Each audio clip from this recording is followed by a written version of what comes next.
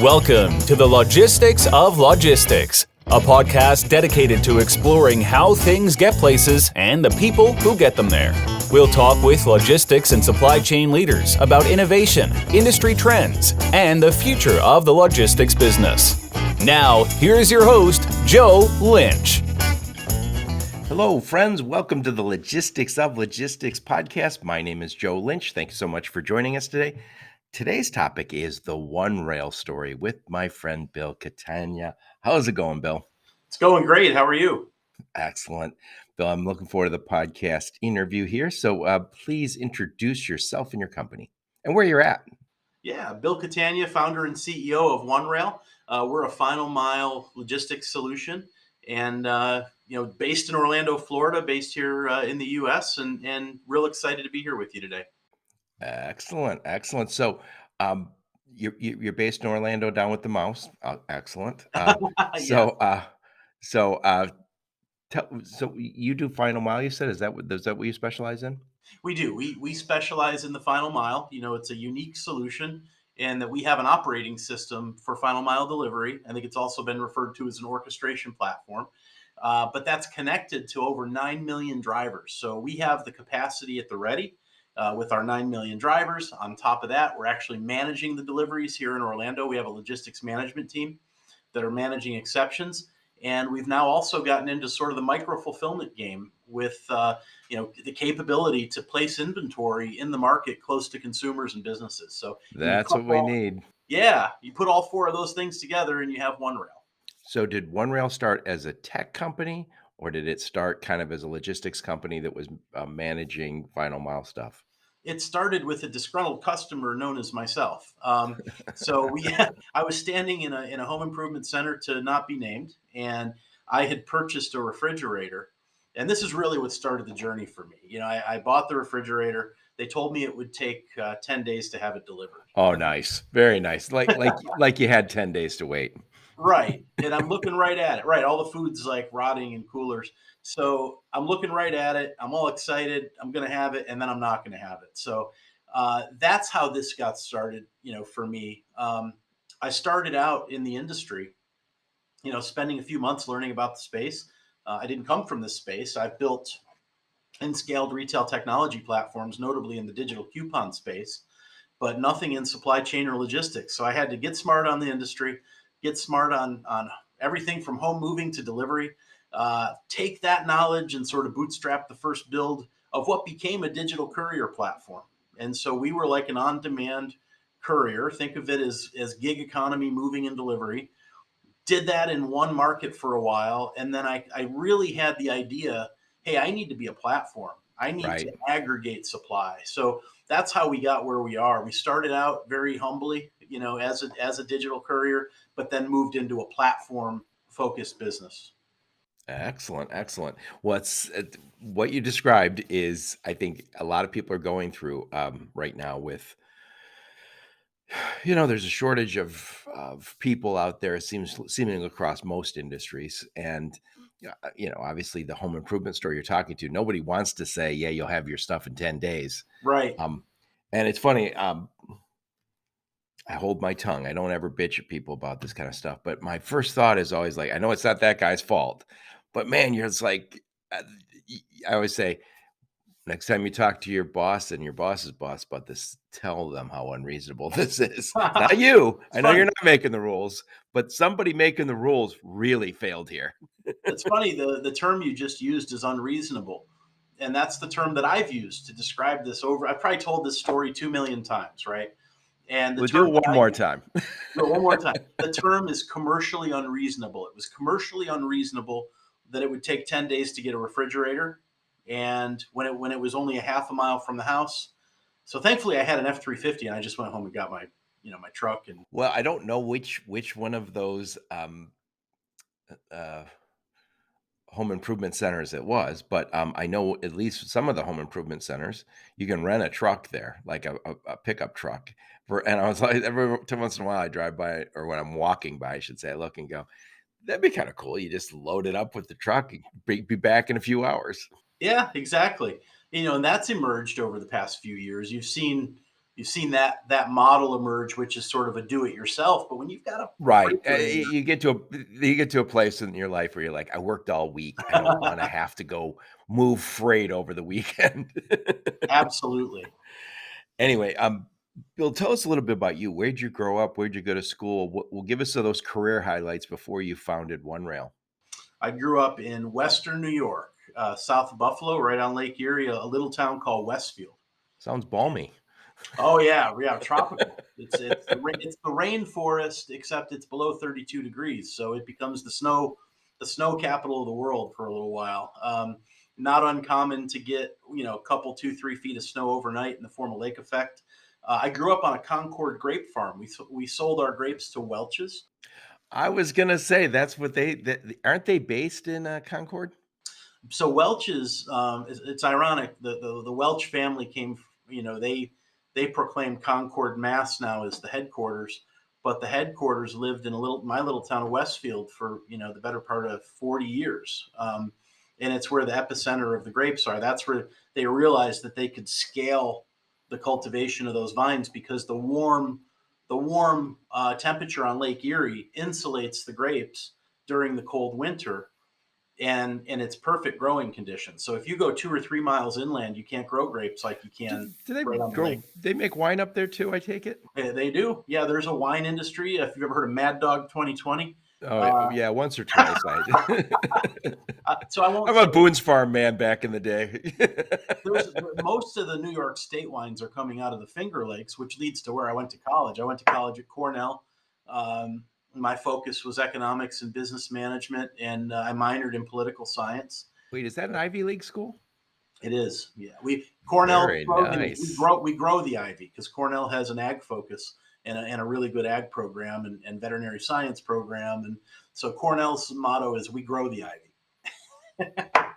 Yeah, it's that's a great school. I mean, again, any Ivy League school is well, at least they have the reputation as being really good. So I'm assuming I didn't go there.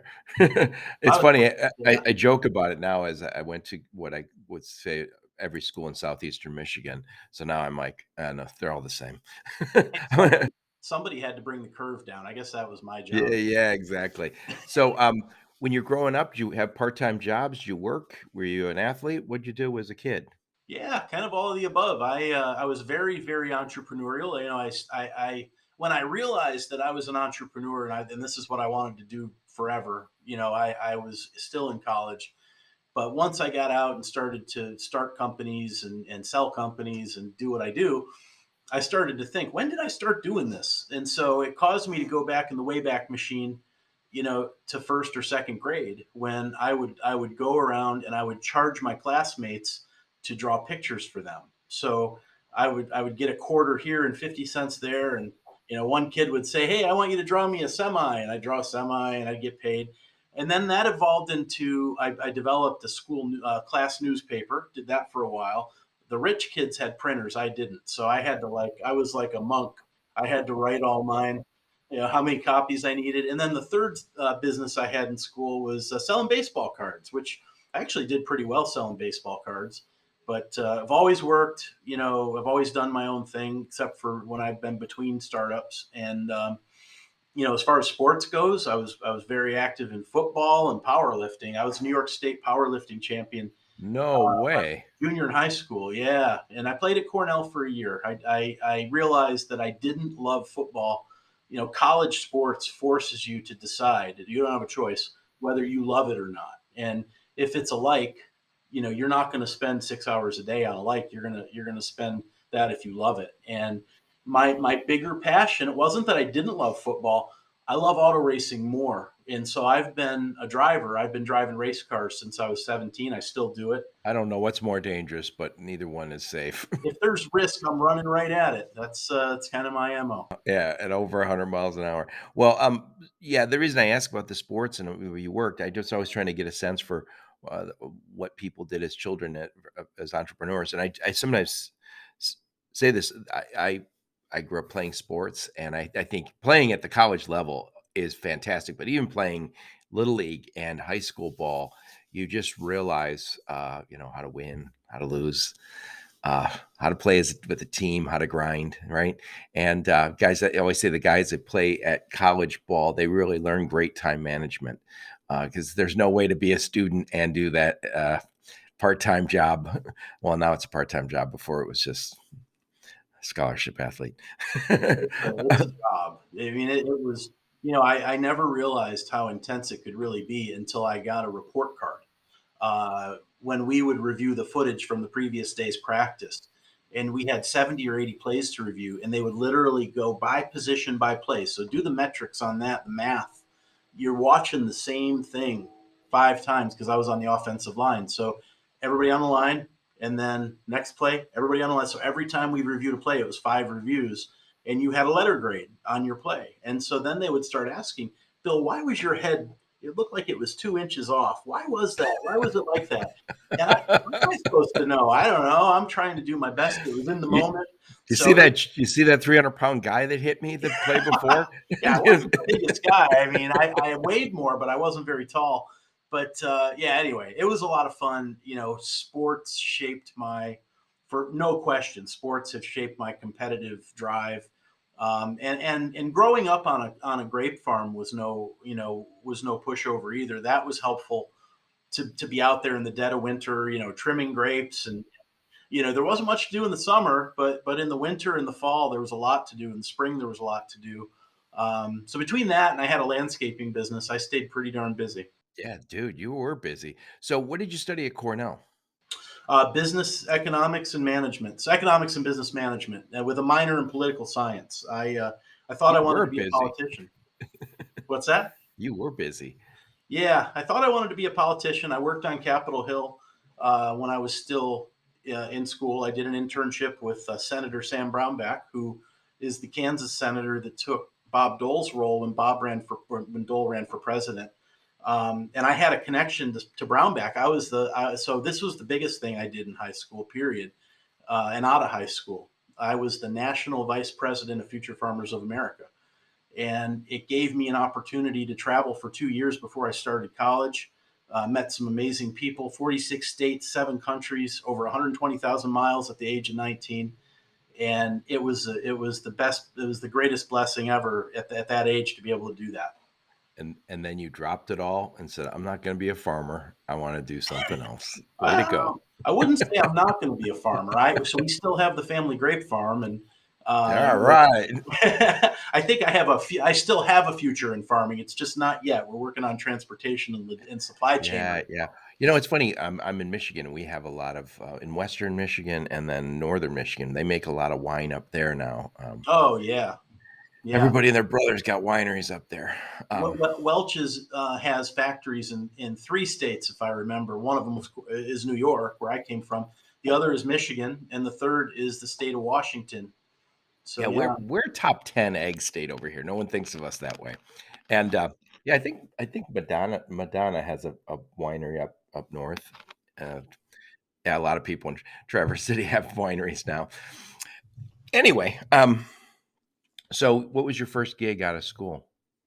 So when I was still in college, I did an internship for what's now Altria. I used to be Philip Morris, and my internship, this was my junior year, was working on the Marlboro menthol brand in Buffalo, New York. Very narrow focus. And so that internship turned into a really great job offer.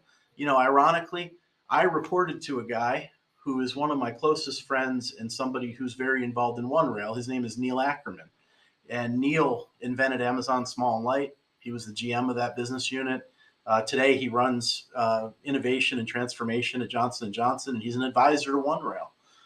So 22 years later, I'm still connected with the guy that I reported to when I was an intern. But worked on that, had a great job offer. They gave me a territory to run after I graduated, but I decided to instead start my own company. So when I was at Cornell, I raised a little bit of capital from a family down the road in Binghamton, New York, and I built a company called RaceFan. And so took a passion, auto racing, and I built an online property that got 20 million views a month called racefan.com. Whoa. It was immense traffic. We had news from the racing industry coming in, around 1,000 articles a week. We became an aggregator and a clearinghouse of racing news, and we resold that data to magazine companies like Prime Media, Fox Sports. We syndicated to them before there were APIs, which wasn't very easy. And then we also aggregated the marketing rights of over 600 racetracks across the country. And we delivered marketing programs for Valvoline, the US Army, and Ford. So we built a really unique business. And I was able to do that. How many years did you do that for? So I started it in 2000 and I exited it in 2004. So it was a 4-year run for me. Was it just you, or did you have partners? I had one investor. It was a family, that had had a lot of success with startups of their own in the coupon industry. It was the Stanton family, made a real big name for themselves, sold their business to the Entertainment Book. If you're familiar with the Entertainment Book, they had a version of that ran in, yeah, of course, 30 and that actually gave me my affinity for coupons, which was my next business. But anyway, as a kid, we used to have to sell those entertainment books for yep, hockey to raise money, or for football to raise money, or whatever. Yeah, right. we all, and it's funny, everybody always had them because all the neighborhood kids would be like, "Hey, I'm selling these." So Ray Stanton, was instrumental in my career. He was the first really successful, startup entrepreneur that I had ever met. He was looking for one startup to invest in at Cornell. He chose mine, and my business plan was Race Fan. And so built that company. He was my key partner, and then we brought in one other partner that had a lot of mergers and acquisitions experience. Our plan was to actually go acquire racetracks as well, but we really just ever focused on the .com and the marketing. And so So why did you sell it? Was it like, "Hey, this is just time to exit because it's getting frothy," or what was your thought? Like, I'm exhausted, or just cash in? What wow, was the thinking? there was no wearing me out. You still can't wear me out. The thing that, and I'm very transparent about this. You learn a lot of lessons in a startup, and when you're doing your first one, and you're doing The hard way. a hard way. We brought in that third business partner, and it wasn't the best idea. And he didn't really align with how we thought about the business. I was much younger. I was in my early 20s, and my partner was a lot older, which is certainly not an age thing, but he had a lot more sophistication around what he understood and how startups work. And it just made sense for me to sell my portion out to him and to the Stantons. So I got out of that, and I was able to have a fairly positive exit back to them. But it was really disappointing. We had a lot of chapters to write. There was a lot more we could have done there to make that business successful. We were cash flow positive, which was a big accomplishment. But that wasn't meant to be my first big exit. So thankfully that came on the next one. Yep. The reason I ask is, and I appreciate you being open about it, is it is always difficult because I think the nature of any sort of partnership is, one day you're giving 60, 70% of it, and they're giving the 20, 30, 40% of it. And then the next day it switches. And then at some point though, you go, this is long-term. I'm not feeling right about this. If you're working 60-hour weeks and they're working 40-hour weeks, at a certain point, you start looking at each other, or they've invested this much and they expect it to be worth this. And there's always that dynamic that is difficult. And Yeah, I can tell you, I feel blessed to have the investors I have in OneRail. Ideologically, we're all aligned on what we're trying to do.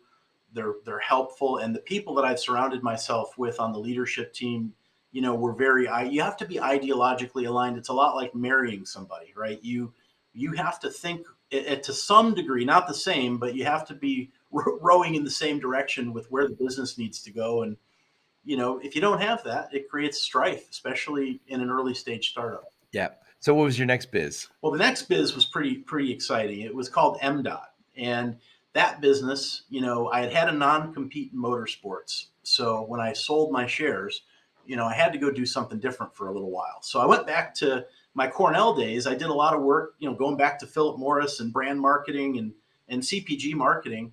I took a role at an ad agency called Benzer, and we developed products for the private label industry. We developed an energy drink called Inked for 7-Eleven and cereal for Kroger. And it was a fun job. It employed a lot of my skills that I learned in the classroom that I was able to actually apply.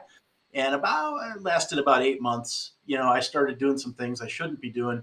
shouldn't have been doing, which was to start thinking about a tech startup and how we could maybe incubate one while I was still at Benzer. And what came out of it was MDOT. And what we built at MDOT today powers more than 50% of all digital coupon volume in the United States. What the platform did, another first, was connect the cloud, which in 2009 and 10 was kind of a foreign concept. We connected it to the cash register in tier A leading grocery chains, so that every transaction that went through the cashier scanned, all those SKUs and the shopper ID would go up to the cloud.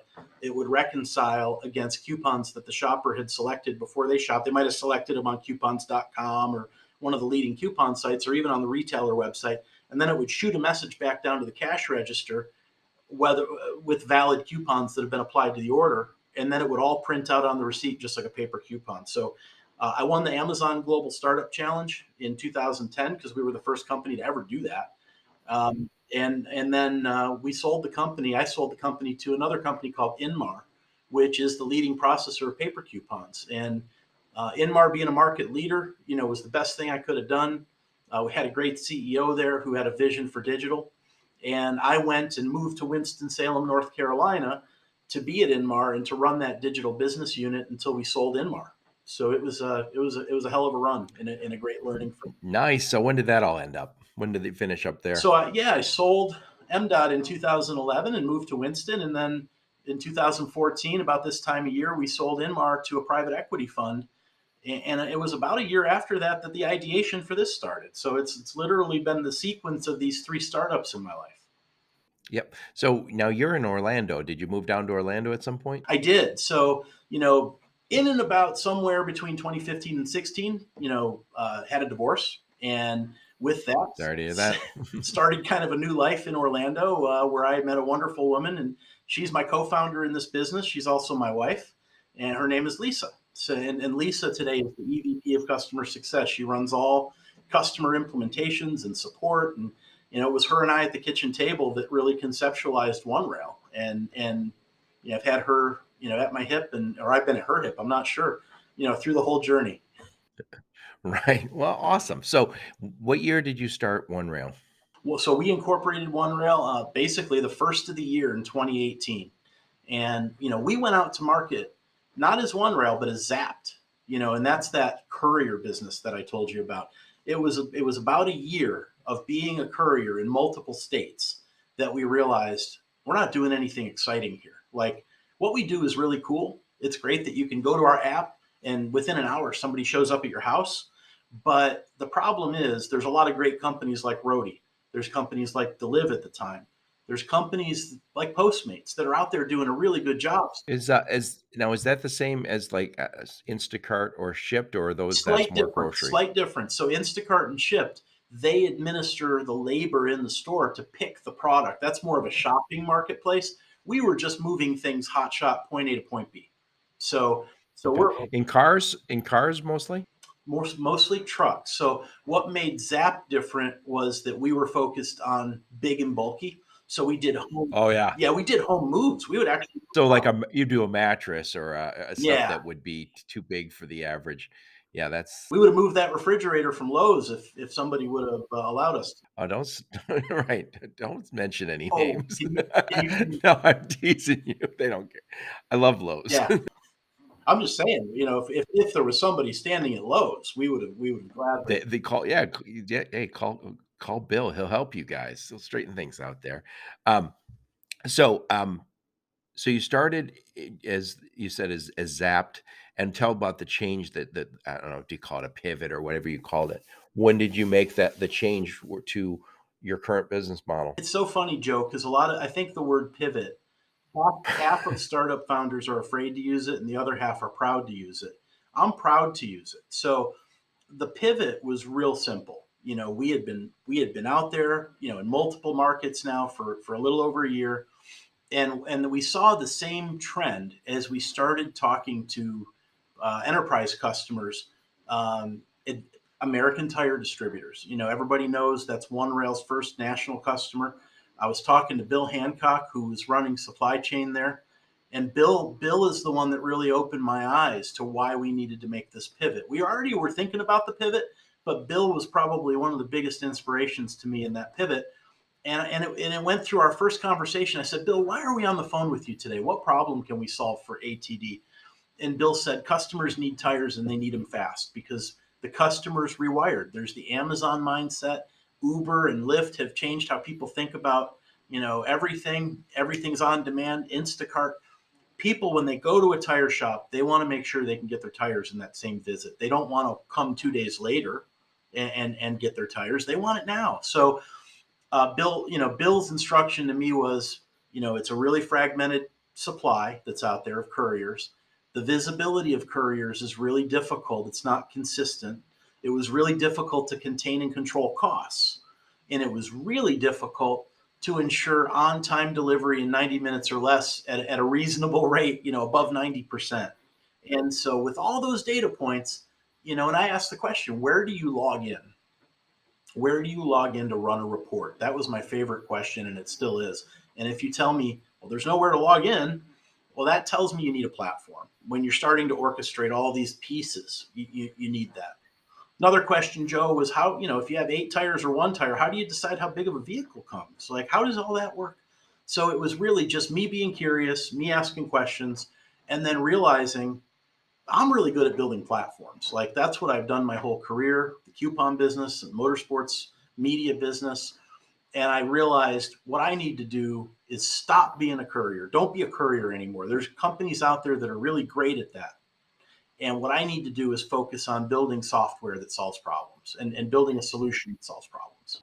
Yeah, and if I could just clarify, because this is becoming a pattern on my podcast lately, people saying platform, and I think it's a really important distinction between.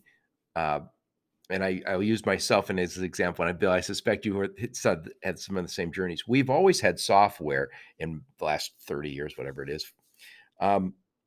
But you go, like I was an automotive guy, and we find ourselves in these DOS-based systems where you're like tabbing over to fields. It was very difficult. It'd always be like, oh, there's another screen for that. And sometimes they're HR systems. Sometimes they were, financial systems, but they weren't customer facing.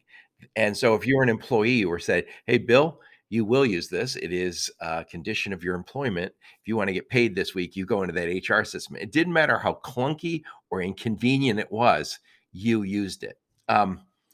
Flash forward to today. Now we have customers, all of us, who are used to using platforms. And another way to say is like an app, right? I'm used to using apps the same way where Zillow is a platform where I go on Zillow.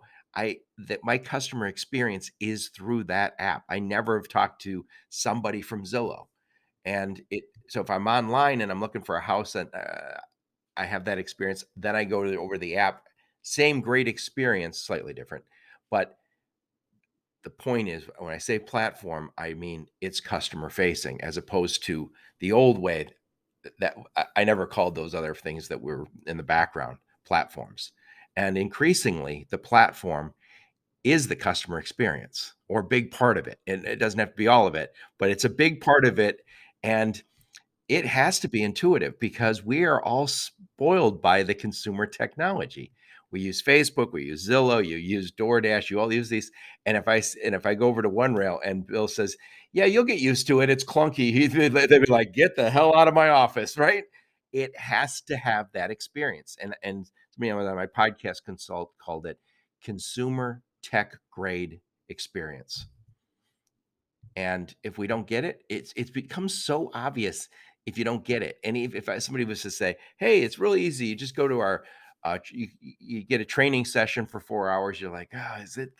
No, no, no. I don't want like a 4-hour training session. I used to use some 3PL software that I loved because we had to train 300 users to use it, and it was intuitive enough that it took 15 minutes, maybe 10, 5. It was real quick, and that's what it has to be. It can't be. This is, you need to be certified to use it.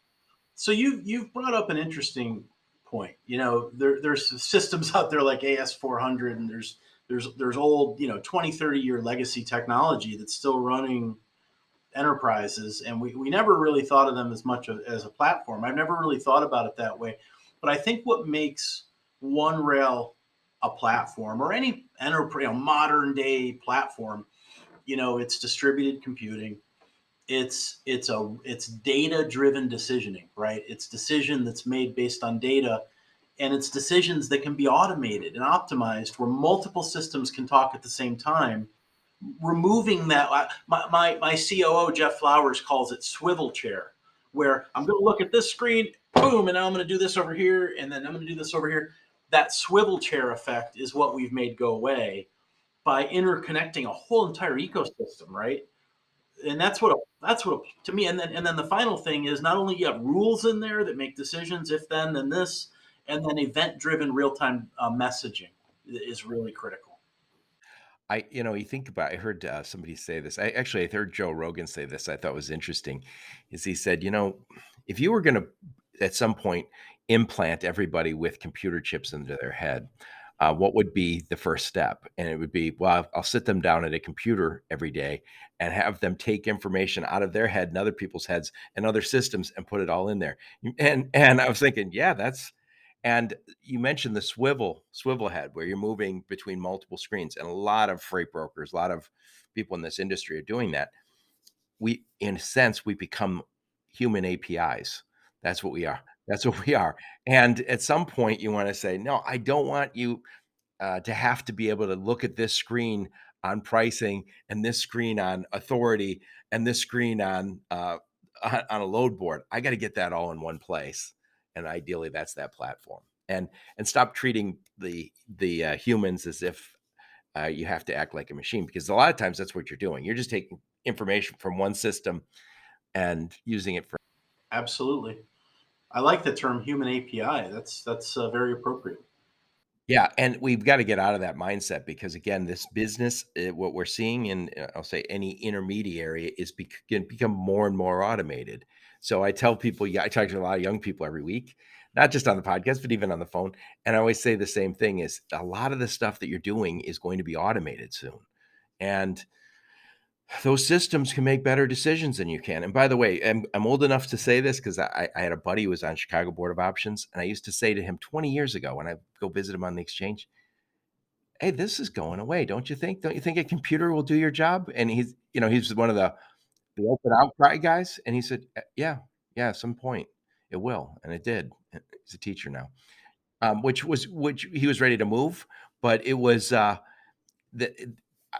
a lot of the stuff that I did early in my career was I was an engineer and a designer. All that stuff moved to the CAD system, and it's so fast now that for one CAD designer today probably replaced 50 from 30 years ago.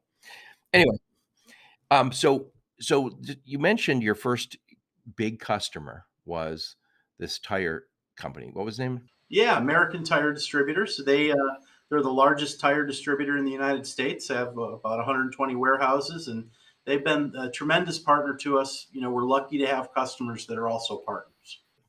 So describe, just so I understand, describe how they work with you. So let's just say they want, somebody bought tires.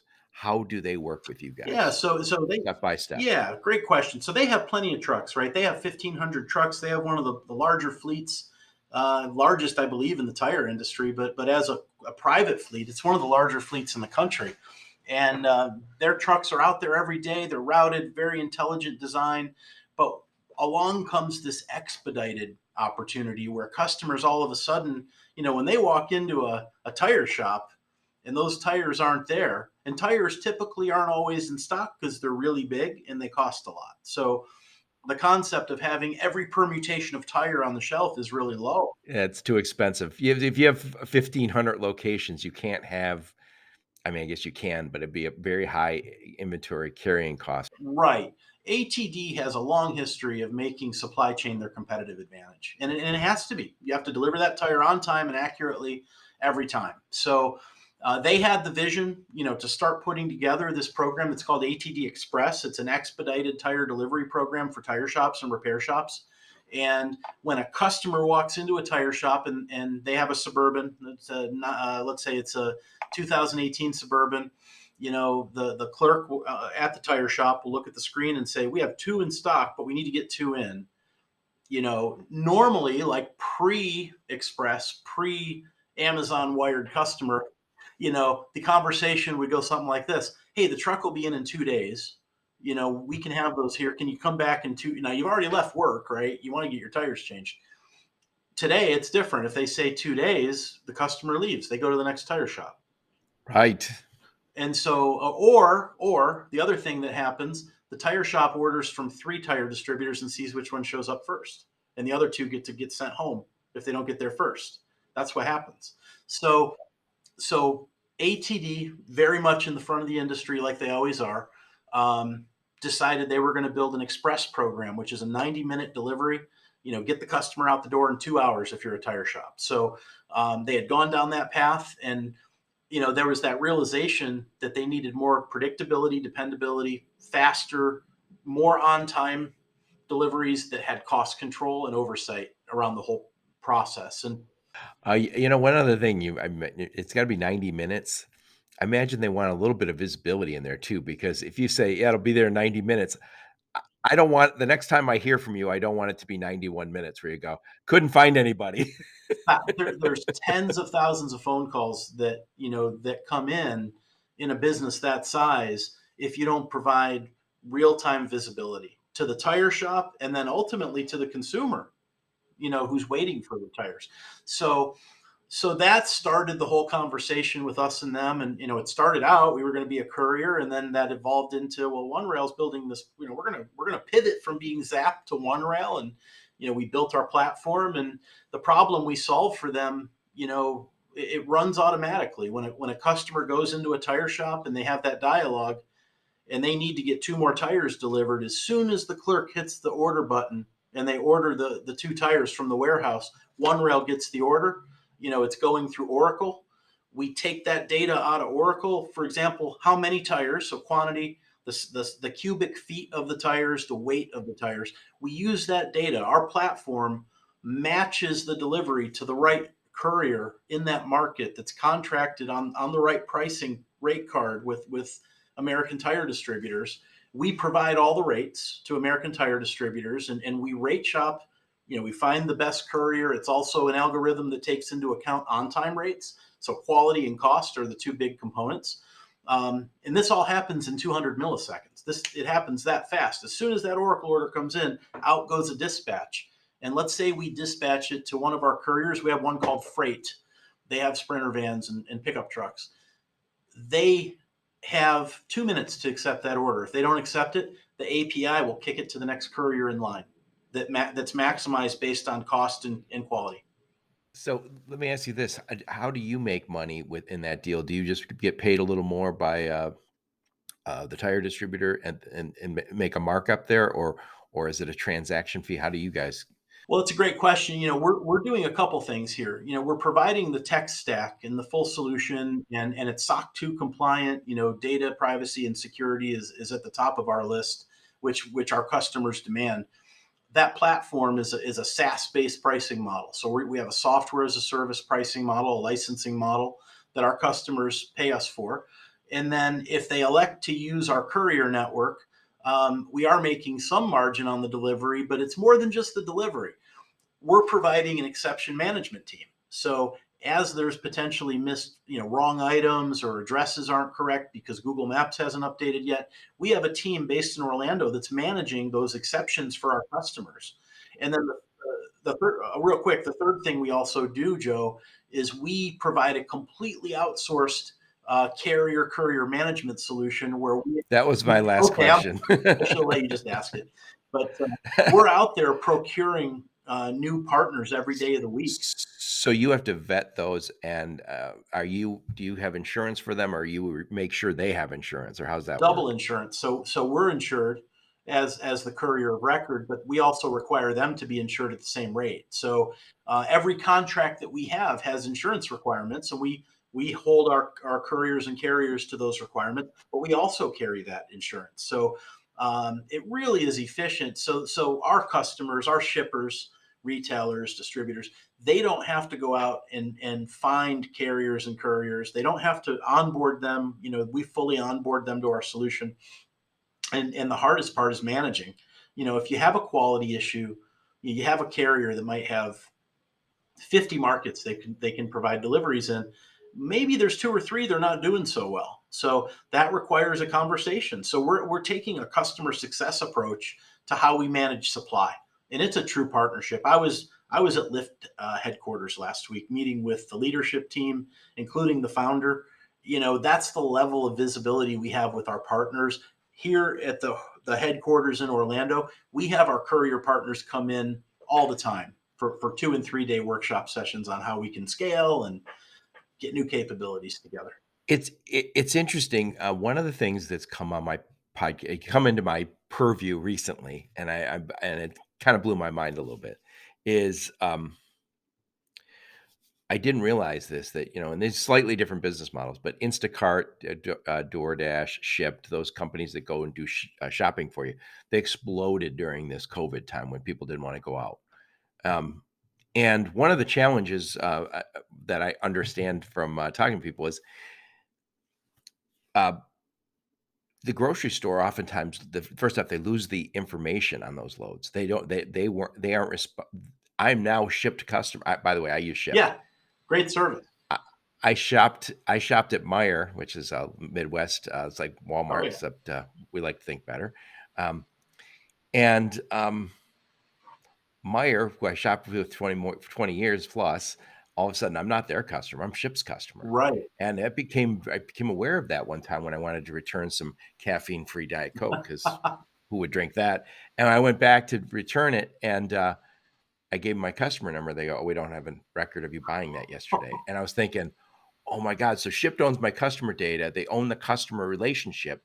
And Meijer lost money on those transactions. One of the things, that's what things I've come to realize. So now we have, I think it's Capstone Logistics is coming in for some of these companies and saying, we'll manage this for you with our team and the logistics. And their point was that gig economy person who picked up for Shipt or the others, they aren't optimized. We'll optimize your grocery delivery because we're logistics guys. Right.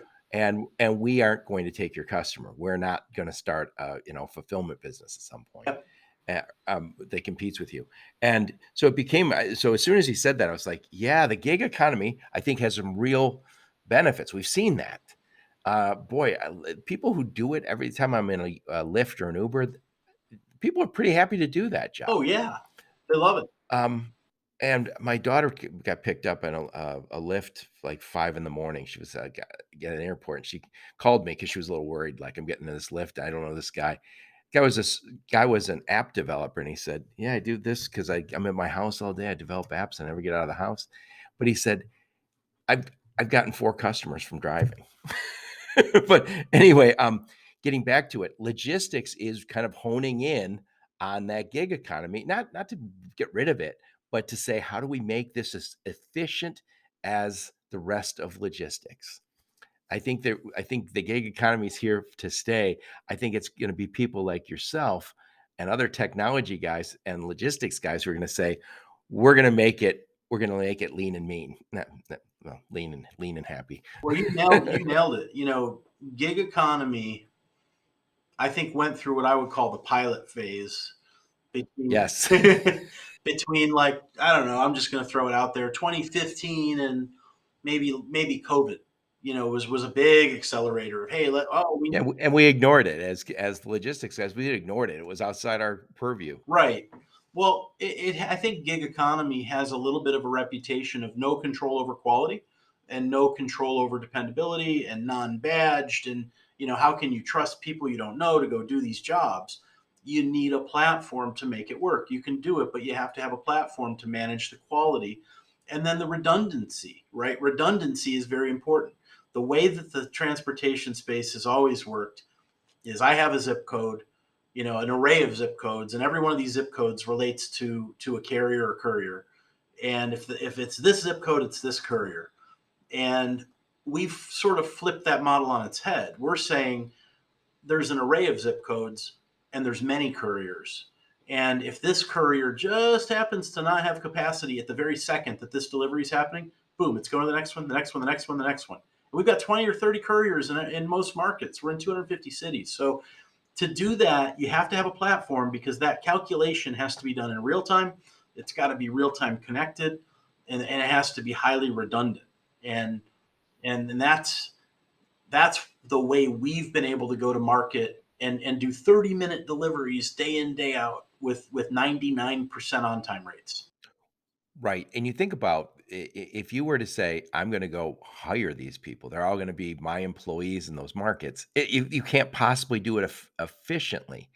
You might be a very effective, but there would be a whole bunch of guys sitting around waiting for orders every day. So the gig economy fills in that I'll call it the bottom layer. And it's I think it's a good opportunity for a lot of people to want to be in their own business, who want the flexibility and the control to live their life. I bumped into a guy in Ann Arbor. I live close to there. And he was picking up food at a restaurant. And I was just talking to him. I said, how do you like working with DoorDash? He says, good. He goes, work with DoorDash, Uber, one other. And he goes, I'm an IT guy. And he said, interviewing. So I got a kid. Take care of her stuff. I go interview, and I do this when I'm not busy. And he goes, it's fantastic. He goes, it's better than sitting at the house being unemployed and broke, right? Right. Yeah. So anyway, let's switch gears for a minute. I know your company has grown. You guys got quite a few people there. You told me when we were prepping that you've also got taken venture capital money so you can scale this bad boy. So talk a little bit about not only the growth, but also the inflection points and some of the lessons you learned along the way for those who are hoping to duplicate what you're doing. Not exactly what you're doing. Well, there's probably, I mean, I would probably be ignorant to some degree to not think that there's people that are trying to duplicate what we do. And, I'm one that always believes that there's competitors, right? You have to believe that somebody's always trying to outthink or engineer. Our job is to just keep doing a great job for our clients. And part of that mission is to keep evolving. It's evolution isn't an independent thing. It should be ingrained in your DNA, at least the way I think. Right. And I always say if right now, if I was shooting to, I'm going to duplicate what Bill's doing at OneRail, you'd be happy to tell me, Joe, here's how I did it. And then by the time I got there, you'd be 3 steps higher. Hopefully, right? One can hope. Not guaranteed, but one can hope. Yeah. So tell us about the growth, bringing on those VC partners, but also the growth. You've got a lot of employees down there now, and some of the lessons you learned and some of the inflection points. So if we go back to February of 2019 or 2020, right before the COVID lockdown, we closed our first round of seed financing. Woo. It was like rolling under the garage door as it's 1 foot from shutting, because things slowed down a lot, in terms of venture funding. We're blessed to have Chicago Ventures and Las Olas and Alpine Meridian were 3 of our early stage, seed investors. And then Bullpen Capital came in. They've had a really great run over the past 11 years, I believe, since they had their first investment. Have built many, like FanDuel, is a bullpen company. They're looking for companies that are not quite ready for a Series A, but they're going to be close to a Series A really quick. And so they've specialized in that sort of band on the spectrum. And then most recently, we closed a Series A financing with Iron Spring. Iron Spring has been a tremendous partner, and with participation from all of our investors, all along the way. We've raised about $21.5 million so far, and we did that in a 2-year period. The team, when we closed that February of 20 round, that first seed tranche, we only had 9 employees, and today we have 110, and we have 30 jobs open. So it's 30 jobs open down in Orlando. That's right. You told me when we talked a month ago. You told me they go, well, everybody else is going remote. You guys are getting more space down in Orlando. We're doubling the size of our space right now. We took over an 18,000 square foot office that used to be Expedited here in Orlando. We did that last year. So the first of 2021, we had 35 team members, and we ended the year, about 85. So we're now at about 110. We expect to be at 200 by the end of the year. We've just doubled that to 36,000 feet. We don't require everybody to be here. We absolutely, though, have built a culture where people want to be here. And we've put a culture in place of can't fail, right? If you think about supply chain and logistics, it can't fail. It has to be bulletproof. Just like when I was running transactions out of a point of sale to the cloud, the things we had to do to prove that it wasn't going to slow the lane down, it wasn't going to fail, it wasn't going to not happen. It was unbelievable, the work that we put into that. And so I've approached this business the same way. It has to be bulletproof. It cannot fail. So having a team, specifically our solution product design team, our core engineering team, our logistics management, exception management team, customer implementation, all here in this office. And we have about 70 team members that report to this office, about 30, 40 that are remote. And we'll probably continue to sort of manage that balance going forward. It's a little easier to develop a culture and a rapport when you're all in the same beehive, right? I remember when I was at a logistics company, I would come out when I was in my office, I would learn things from, getting emails, talking to customers, whatever.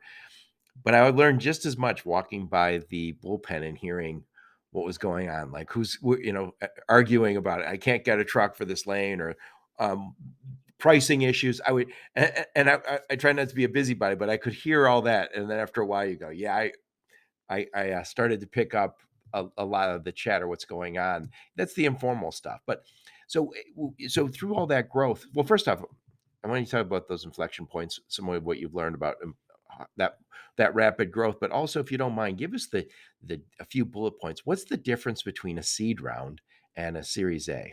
Yeah, so I'll talk about that, and then maybe at the same time address some of the inflection points. So, when we put our seed round in place, we had a couple customers. We had a couple customers that believed in us enough, early on to sign up, for what they knew was a very early new solution.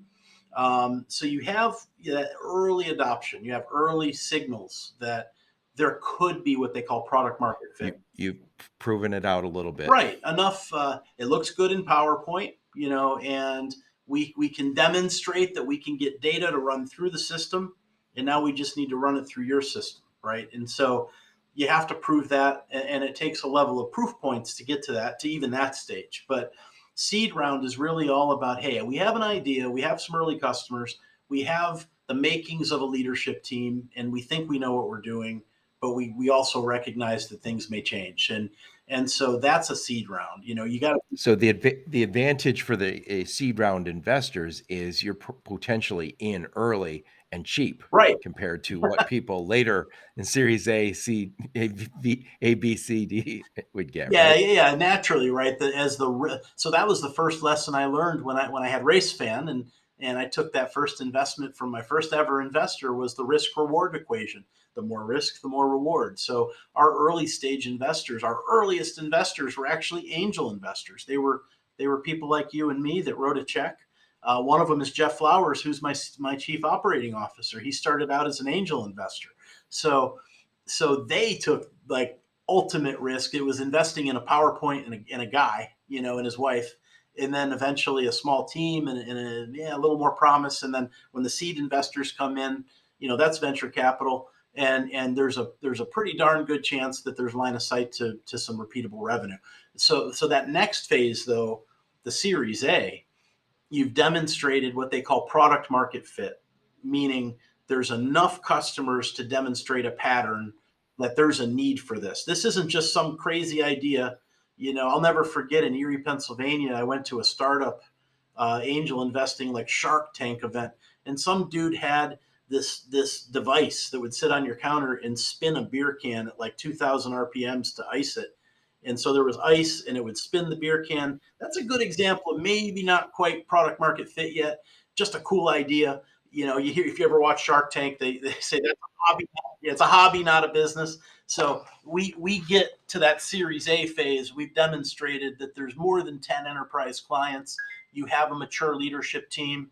You or at least the makings of a mature leadership team, and you're in the early stages of what you would consider scale, and that's where we were at back in August.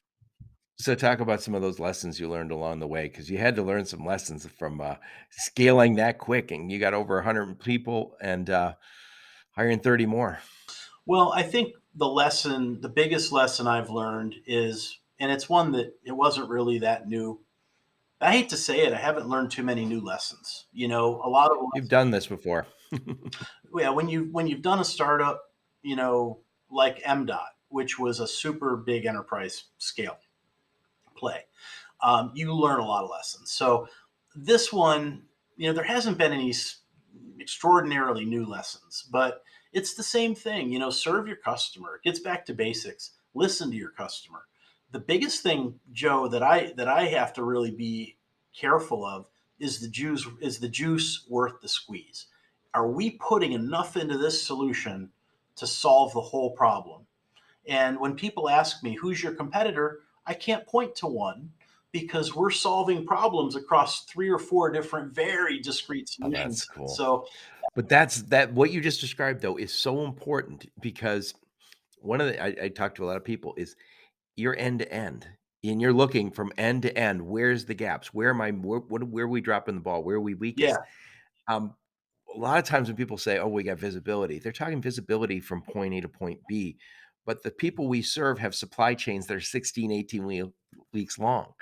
And so they're looking and saying, I buy something in China or India or Mexico, and it has to get to this customer at some point, and it's got to stop in our factory and our distribution center and a store in between.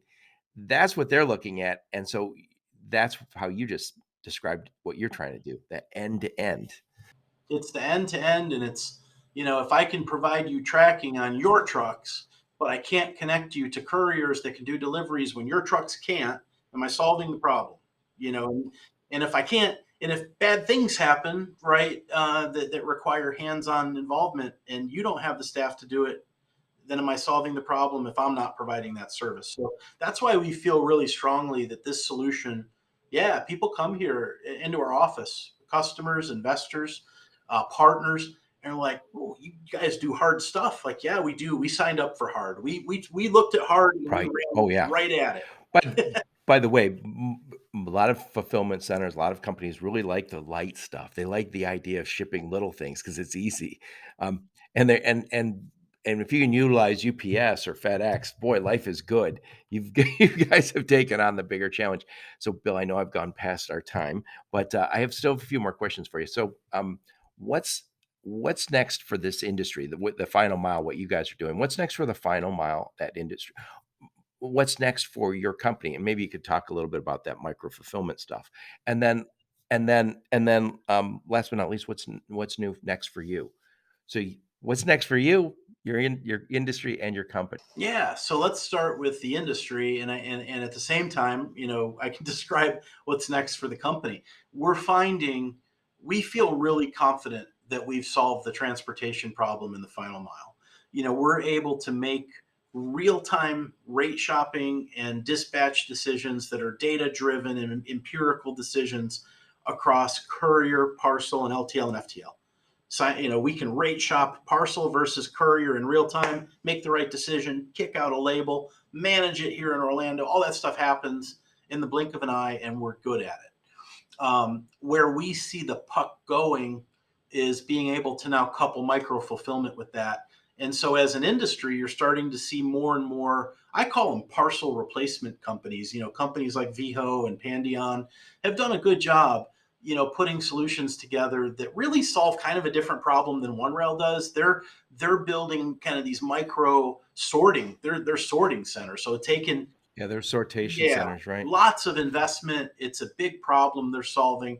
We're taking a little bit of a different approach to it where we're not really getting as involved in the automated sortation, but having, imagine you have a product on the shelf at Walmart and it takes 2 weeks if you run out of inventory to get it from the port to the peg. And imagine if you had enough inventory distributed through a market like Los Angeles in 5 or 6 nodes, micro nodes, that could easily replace and replenish that within a 1 day or even same day signal from getting that signal. And by the way, this is the larger trend that we're going to see everywhere, which is inventory. If it's going to be same day, next day, or in your case, 90 minutes, right? Um, that inventory has to be close to the consumer. And and by the way, guys, if you look old malls, I grew up in Dearborn, Michigan. We have a huge mall there. that mall, the reason they put it there a long time ago is it's close to all the expressways, it's close to the airport, it's close to the rail, and it's close to an enormous amount of people. And don't be surprised if those places, your old mall, maybe a strip mall, becomes that fulfillment center. I mean, I guess it's micro fulfillment.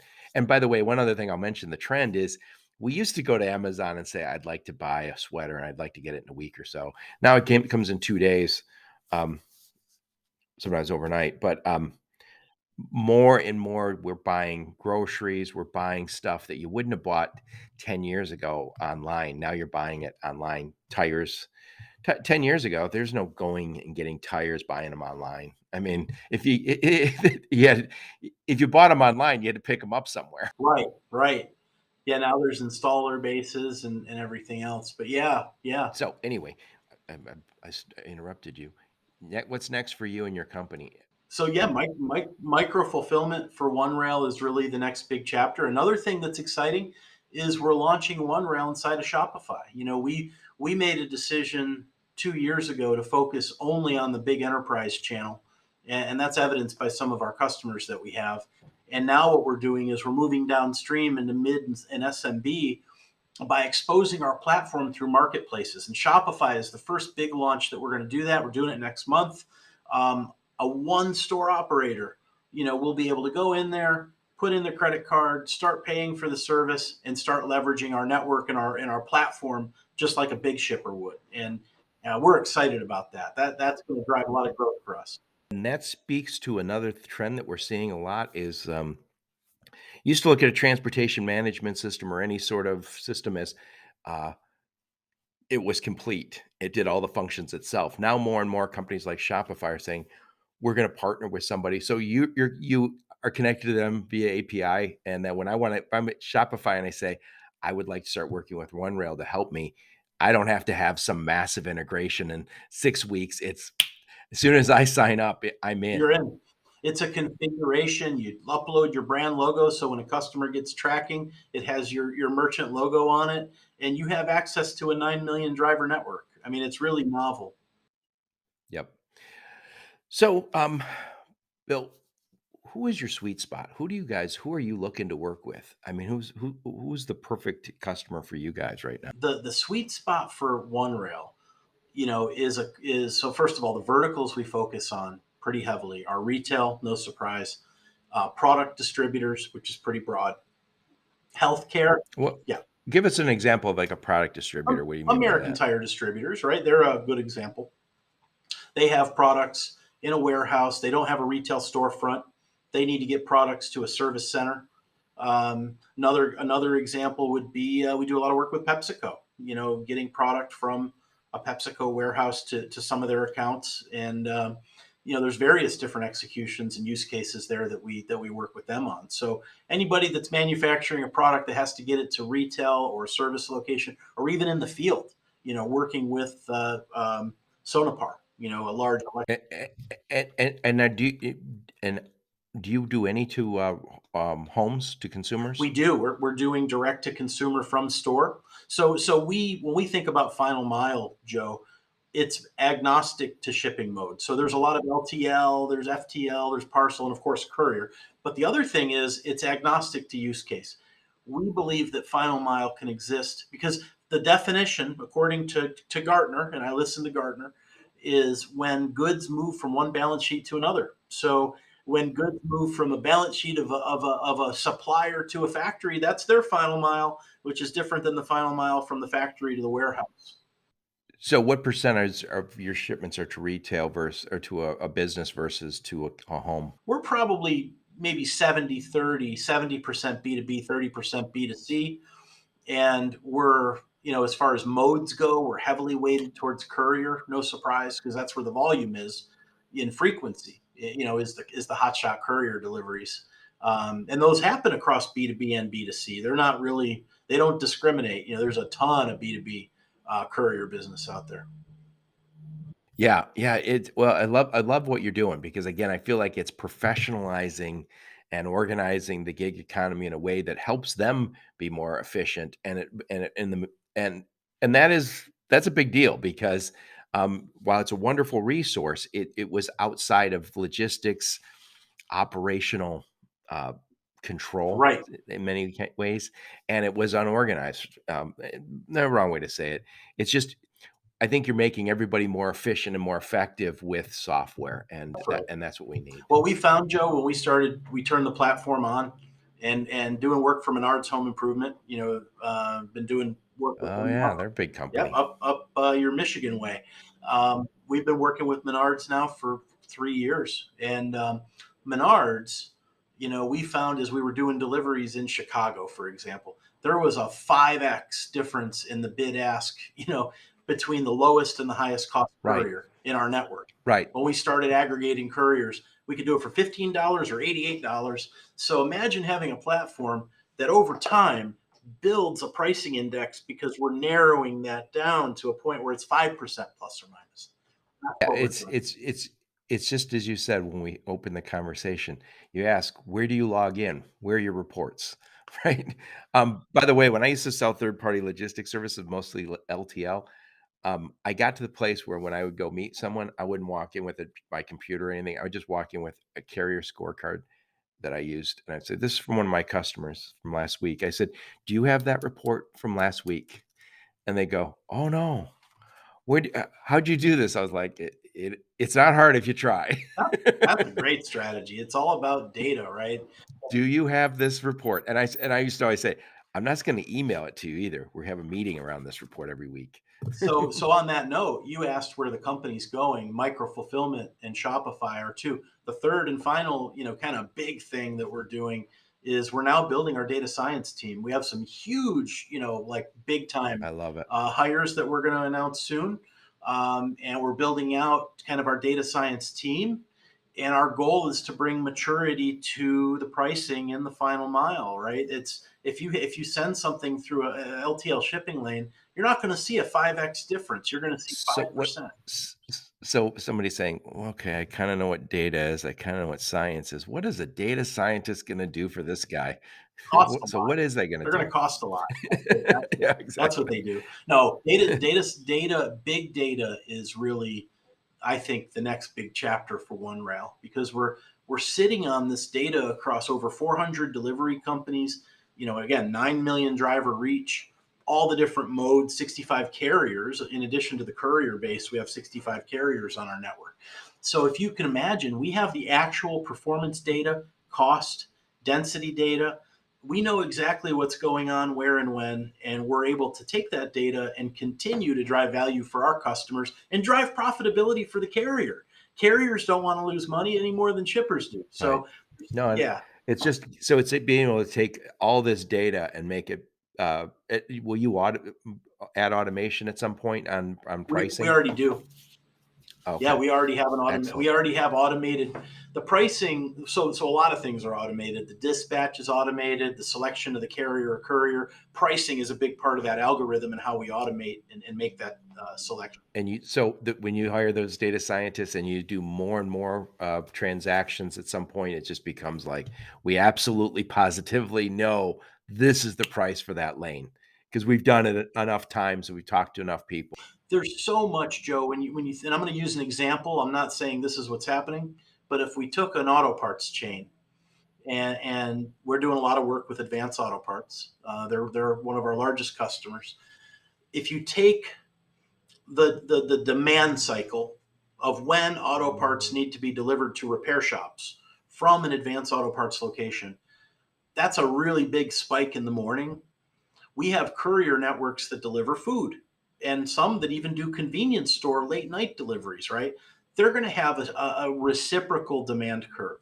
So they're going to be at low tide at 8 or 9 in the morning because their drivers are, some of them are sleeping probably, but some of them are looking for work, right? And they're looking at their day part and they're saying, boy, if I was the chief operating officer or the CFO of a convenience store delivery platform like GoPuff, I would say, hey, I need to boost my revenue between 7 a.m. and 11 a.m. And Advanced Auto Parts is sitting there saying, oh my gosh, I have all these deliveries between 7 a.m. That's what our platform does. That's why I'm excited. Well, that's why when I mentioned this is an operational view of the gig economy, helping them be more successful and at the same time serving your customers. That's what ops does, right? It turns random into predictable. Right.